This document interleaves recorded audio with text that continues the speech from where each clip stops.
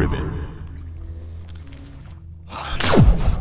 One of the most brief and memorable viruses in the Resident Evil franchise came to us in the 5th game and created a proper send-off for one of the most iconic villains in all of gaming. As we approach Requiem, it seemed like the perfect time to get caught up with some lore, so I'll keep this facts list train going. Without further ado, from drowning in lava to Claire's dating drama, here are 25 facts about Uroboros. The Uroboros virus was first introduced in Resident Evil 5 and is named after the Greek god Uroboros. This god is a snake-like deity that was depicted as eating itself as a symbol of new life and renewal, which, as we will learn, is a very fitting name.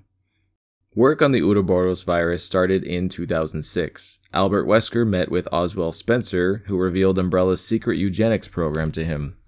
This caused Wesker to have a bit of an existential crisis and to eventually come to the conclusion that humans were the cause of the world's problems. He then began his plan of using a virus to eradicate all humans who didn't have certain genetic traits. Tricell was a rival pharmaceutical company to Umbrella who rose up after the events of Raccoon City and even funded the BSAA. Tricell needs a whole facts video of its own, but today all you need to know is that Tricell ended up partnering with Wesker, with the CEO Excella Gionne personally helping him achieve his vision. In order to properly create a stable strain, Wesker used T antibodies on Uroboros. These T antibody cells came from Jill Valentine and is the main reason Wesker kept her alive and captive. The T-virus cure that Carlos gave her in Resident Evil 3 turned out to not be 100% effective and causes Jill to constantly produce T-virus antibodies, so Wesker is essentially farming them from Jill until the virus was at his desired levels. Over the next 2 years, Wesker experimented on thousands of test subjects, thanks to the help provided by Tricell, and finally succeeded in creating the Uroboros virus in 2008, and the virus was even loaded into missiles for distribution. The Uroboros plan that Wesker had schemed would have pretty much ended humanity. The goal was to load the virus into missiles that would disperse the virus as an aerosol and infect the global population. Uroboros will be released into the atmosphere, ensuring complete global saturation. If the infected had what Wesker referred to as inferior genes, they would die, which would be the overwhelming majority of people on Earth. The survivors would have to either somehow be immune to Uroboros or successfully transform into a BOW. Visually, Uroboros resembles its namesake, presenting itself as several black biomasses that join and separate repeatedly. When it comes in contact with other life forms, rather than infecting them, it instead consumes them to feed itself and grow. Obviously, the virus changes the host's DNA, but one of the most apparent changes comes in the form of large orange cysts, serving as both a sensory organ that can detect prey and a brain with limited intelligence. And as anyone who has played Resident Evil 5 knows, it's also the weak spot of any Uroboros BOW. The Uroboros virus works in 2 main stages. The first stage is where the symptoms actually appear, which typically happens within minutes of infection. The symptoms can include sweating, labored breathing, confusion, and delirium. The second stage has 2 variations, depending on the subject. If the subject has the right genetic code, the virus becomes lysogenic, which means that it slowly begins to integrate with the subject, combining its DNA with the host until it becomes one being. If the subject doesn't have this genetic trait, then the virus will just mutate out of control, usually ending up with it violently tearing the host apart and becoming its own entity, which is what is technically officially known as Uroboros. Looks like he wasn't worthy. Only the chosen ones are fit for the coming new world. Excella, wait!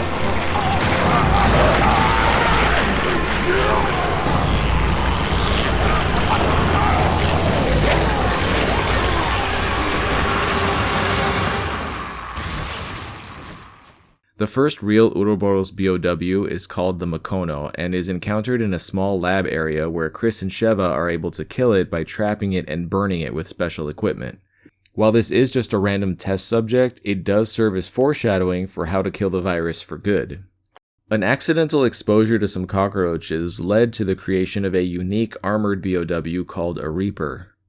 It's interesting because this may actually be one of the most successful creatures to be infected with Uroboros, but due to them being unintended, there's not really much official information about them. In one of the early builds of Resident Evil 4, there was an enemy known as the Fog, which may have actually been the first time we were supposed to see Uroboros. This version of the game was scrapped along with the enemy, so the only footage we have left is from an old E3 trailer. There was a lot of cut content from Resident Evil 5, and if you want to know more about that, check out my Secrets and Easter Eggs video on that game. Among the cut content was a train sequence that involved what would have most likely been a boss infected with Uroboros, as seen in this concept art. I couldn't find a name for it other than U11, but the description text, when translated, reads, "It swallows anything, living or non-living, and changes shape depending on the situation." There was also another unused piece of concept art from it, this time called U9 and appearing to be much larger than U11, and with 3 different concepts depicting it hunching over, decapitated, and standing upright, with a human for scale. A lot of fans have speculated that this boss ended up getting repurposed for Excella's transformation, but I couldn't find any official confirmation on that. Speaking of which, in one of Wesker's more cold-blooded moves, he turned on his partner, Excella Gionne, who was not only the head of the entire bioweapons research division of Tricell, but she was genuinely loyal to Wesker and supported his vision. Evolution. It's a philosopher's stone, one that will choose through DNA who shall proceed to the next stage. My vision and his combined, now made a reality. Evolution? What are you talking about? After the Uroboros project was prepped and ready, Wesker saw that he no longer had any use for Excella and decided to infect her to see if she was worthy of his new world. What's going on? Why? When I've done so much. All for you. Sorry, Excella, but it appears Uroboros has rejected you. Though you have been an excellent asset, I have one last task for you. Albert! Unfortunately for her, the virus failed to stabilize in her body and she turned into an enormous BOW, officially named the Aheri. It might be easy to feel bad for Excella, but keep in mind she did the same thing to her own employees, ordering all living researchers to be murdered in order to prevent any information from leaking, and replacing them with military forces that are all Plaga infested. Damn, Excella!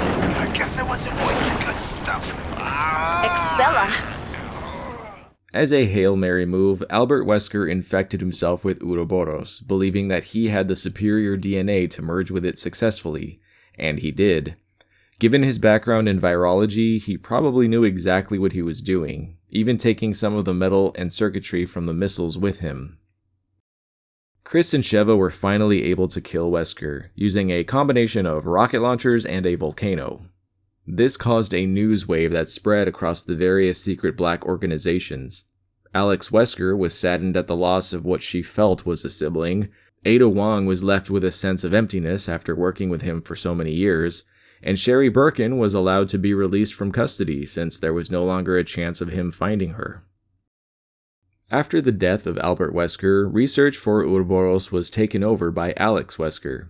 She had been working on her own strain of the T-virus, dubbed the T-Phobos virus, but with that project being completed in 2011, this allowed her to immediately move on to working on modifying the Uroboros virus. One of the BOWs under the Uroboros program that was created was the Revenant, which we saw in Revelations 2. This is a grotesque creature created by stitching together multiple body parts from different humans and then infecting it with Uroboros. All of them were believed to have been destroyed by the BSAA when they sterilized Seine Island. There were several other BOWs that resulted from Uroboros, including Slinger, Splasher, and Durga, which are all also encountered on Seine Island. Also in Revelations 2, we meet Neil Fisher, who was a member of TerraSave.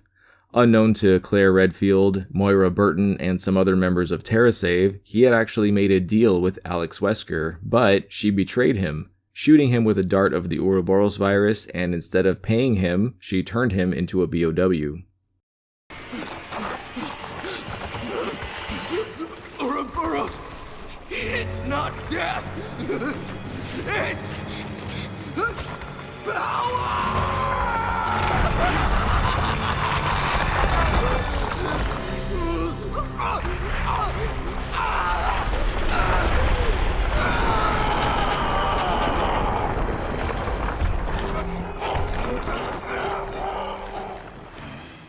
Thanks to Barry Burton's daughter overcoming her fear of guns, she was able to not only save Claire, but kill Neil, and from what we know, she also killed the last remaining BOW infected with Uroboros. You're not supposed to be in here. Dad's coming! Don't take it off! Don't call an ambulance. Moira!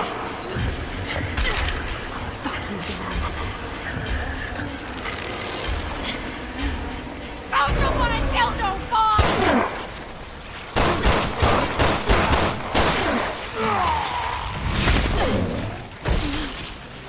There is probably a sample of it out there somewhere, but unless Capcom decides to reintroduce it to the franchise, I think it's safe to say that Uroboros is no more. I've gotten a lot of great feedback that you are all enjoying these facts videos, so thank you for that, and I'm glad that you like them because even though I'm a bit burnt out, I think it's worth it.